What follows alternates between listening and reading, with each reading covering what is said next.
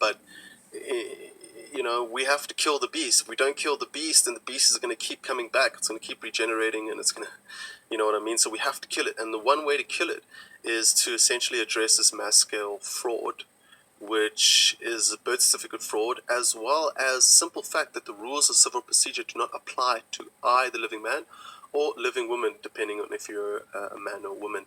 Now, that sentence alone is essentially, I don't want to call it, it is a legal loophole, because the language used in it is so simple, but it does not exist within this legalese language and framework. So it keeps you outside of their jurisdiction, and it forces them into a position where it asks them, do the rules of civil procedure apply to I, the living man? And they'll say no, it does not apply to I, the living man. It will apply to the fictional legal corporate entity created on behalf of you, the living man or woman.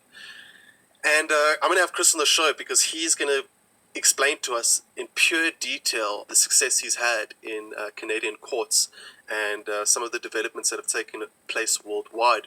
So there has been major things happening, but Chris is going to be better left to explain that than I will, and I will share that video with you as soon as possible, because we're going to be giving you the exact process, the documentation, everything required in order to actually proceed forward with this. So what we're doing becomes far less elusive because you're actually looking at it simply written on paper, and then hopefully it will make a lot more sense to you. And really, it really is as simple as this. The government does not own you. The government did not give birth to you, so the government does not own you. But through them creating a legal fictitious entity in your name, then they trick you into their ownership. And this is what it is that they're working towards with this meeting that was scheduled initially to take place in January in Davos next year, which is a meeting that happens every single year where celebrities, business and political leaders get together to discuss the fate of mankind. And this meeting in particular happening next year is unlike any other that they've planned before, because the basis of it is all centered around the Great Reset, which is not so great, which we have come to learn, which we knew from the start. This is a new world order. It's around the corner and they're trying to put it in. This is their last and final push.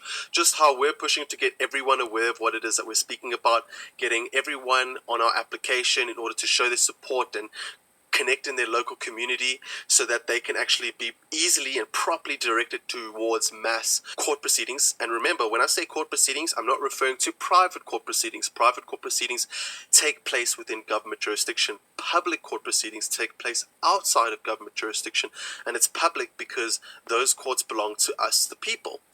But the thing is that nobody has really known how to effectively conduct a public court proceeding. But there are people that know that, and Chris is one of them. And with this knowledge, we have the ability to completely step outside of government jurisdiction and finally hold those accountable for perpetuating mass-scale fraud on varying different levels. But on a core level, this birth certificate fraud and the fact that they're forcing laws of civil procedure just through confusing text, confusing language, which is essentially putting us in a position where we don't actually realize that they're actually committing crimes of the highest level against us.